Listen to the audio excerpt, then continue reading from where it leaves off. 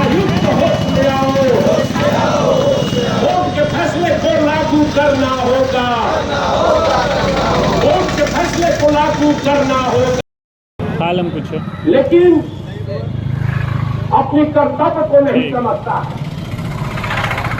नगर निगम क्षेत्र में जो मन हो सके जहां जहां भी दुकानें हैं, उन दुकानों की क्या स्थिति है आप भली भाली।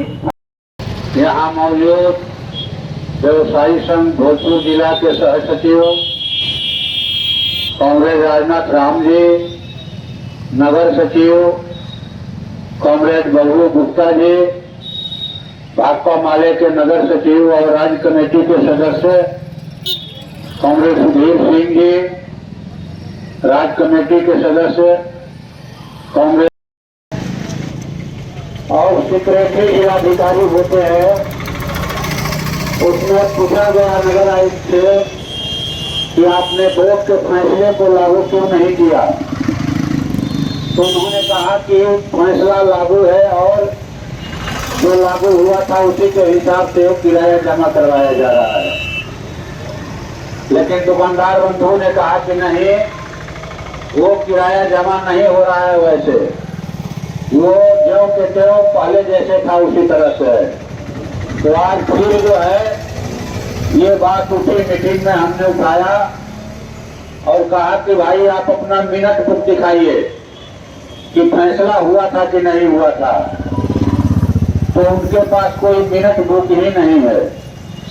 वो पैड पर लिखते हैं, पतली सी पैड पर, और जो बोर्ड का फैसला होता है उसको अपने हिसाब से फिर रजिस्टर पर वो लोग लिखते हैं और लिख करके मेयर का साइन कराते हैं।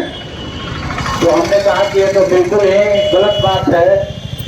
आप कहीं भी किसी भी संवैधानिक मीटिंग में रजिस्टर रहता है और रजिस्टर पर जो है फैसले के बाद, निर्णय के बाद या जो उस बैठक में शामिल रहते हैं उनकी मांगों को उनके राय मशवरे के बाद जब मीटिंग खत्म होती है तो बैठक की जो अध्यक्षता करते हैं उनका साइन होता है।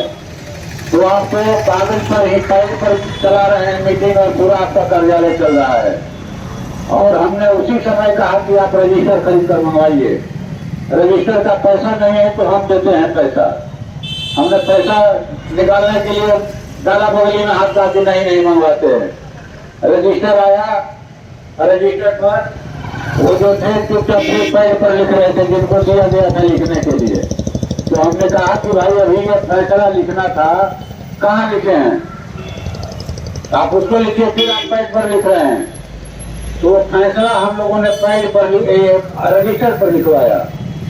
पानी का सवाल था, लाइट का सवाल था, गंदगी का सवाल था, हर सवाल पर बात हुई और ये तय हुआ कि जो पिछले बोर्ड की बैठक में फैसला लिया गया था उसको हूबहू उसी ढंग से लागू करना है। तो अब जो मान लीजिए सोमवार मंगलवार से जो लोग जाएंगे किराया जमा करने जाइए, अगर वो उस हिसाब से फैसले के हिसाब से किराया नहीं लेते हैं, नहीं जमा करते हैं, तो अब उस बार इस बार धरना है नहीं बल्कि वही निगम के गेट पर किया जाए।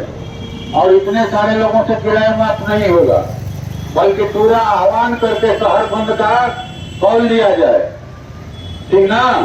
फुटपाथी दुकानदारों से भी मनमाना जो है टैक्स लिया जा रहा है चूंकि के नाम पर, सारे लोगों को शामिल करके मछली व्यवसायियों से वो लोग ले रहे थे, वहां धराहरा पुल पर उनको रुकवाया गया, विरोध किया गया कि भाई जहाँ का जिस एरिया में आपको टैक्स लेना है दुकानदारों से वहां लीजिए, जहाँ तय नहीं अपना से एरिया क्यों बढ़ा रहे हैं।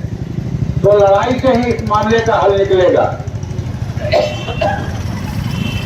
तो ये फैसला हुआ है, ठीक हो गई यहाँ की बात। आप लोग जानते हैं कि लोकसभा का शीतकालीन सत्र जो है वो 25 नवंबर से शुरू हुआ और कल शीतकालीन सत्र का समापन हुआ। और कहा जाए कि इस बार का शीतकालीन सत्र काफी हंगामेदार रहा। मोदी जी की सरकार अडानी को बचाने के लिए किसी भी कीमत पर जा सकती है। अमेरिकी कोर्ट ने गौतम अडानी और उनके भतीजे सागर अडानी की गिरफ्तारी के लिए वारंट इशू किया है। उन पर यह आरोप है कि उन्होंने अमेरिका के निवेशकों से 25,000 करोड़ रुपए की उगाही की सोलर प्लांट लगवाने के नाम पर, सोलर ऊर्जा मैंने कहा कि योजना चलाने के नाम पर, और उसी में से 2200 करोड़ रुपया कई राज्यों के बिजली विभाग के अधिकारियों को दिया। बिजली की बढ़ी हुई दर पर उपभोक्ताओं से कहा जाए कि बिजली का बिल लेने के लिए, स्मार्ट मीटर लगाने के लिए। ये बात आई तो यहाँ भी सदन के अंदर ये बात पूछी और तुरंत देखिएगा कि ये संभल की घटना हो जाती है। संभल की घटना करके ये अडानी मामले को छुपाना चाहते थे, लेकिन पूरा का पूरा इंडिया गठबंधन इस मामले को लेकर के यूनाइट था। वो जो उड़ीसा में फादर एक्सटेंस की हत्या हुई, उनके बच्चों के साथ जिंदा जला दिया ये लोग, वो भारतीय जनता पार्टी के एमपी हैं, माननीय सांसद हैं, और वो आईसीयू में भर्ती हो गए। जो आदमी जिंदा जला देता है बच्चों को, उसके पिता को, उसके दिल में थोड़ा सा भी दर्द नहीं है मानवता के लिए, वो आदमी केस करता है कि माननीय राहुल गांधी ने हमको जान से मारने का प्रयास किया। क्या तमाशा चल रहा है? सारे के सारे गुनाह ये कर रहे हैं। ये पूरे देश में जमीन खोदो अभियान चला रहे हैं। 1800 मंदिरों को चिन्हित किया है कि मंदिरों के नीचे क्या है, मंदिरों के मस्जिदों के नीचे क्या है। ये खोद करके हर जगह जो है देश का सांप्रदायिक सौहार्द माहौल बिगाड़ना चाहते हैं। देश खेती बर्बाद करना चाहता है, दुकानदारी बर्बाद करना चाहता है, रोजगार बर्बाद करना चाहता है, महंगाई बर्बाद करना चाहता है। लेकिन ये जो है वो मंदिर मस्जिद बर्बाद करना चाहते हैं, हिंदू मुस्लिम बर्बाद करना चाहते हैं, वो गाय गेरू और हिंदुस्तान पाकिस्तान बर्बाद करना चाहते हैं। देश को सांप्रदायिक कहा जाए कि आग में झोंकने की तैयारी है इनकी। कहावत है कि रस्सी जल गई लेकिन ऐठन नहीं जा रही है। ये माननीय गृह मंत्री अमित शाह जी ने कहा राज्यसभा में, कहा कि जो लोग अम्बेडकर चिल्ला रहे हैं, अगर वो राम नाम का जप किए रहते तो उनका 7 पीढ़ी जो है स्वर्ग में चला गया होता। ये बाबा साहब का घोर अपमान है। बाबा साहब भीमराव अम्बेडकर जिन्होंने देश को संविधान दिया, जिस संविधान की बदौलत हमें शिक्षा का अधिकार मिला, हमें आरक्षण का अधिकार मिला, यार गरीब आदमी भी, फुटपाथ पर दुकान करने वाला आदमी भी, खेत में मजदूरी करने वाला आदमी भी, रिक्शा टमटम टेम्पू चलाने वाला मजदूर भी ये सपना देखता है कि हम कम खाएंगे, हम कम अच्छा पहनेंगे, लेकिन अपने बच्चों को पढ़ाएंगे।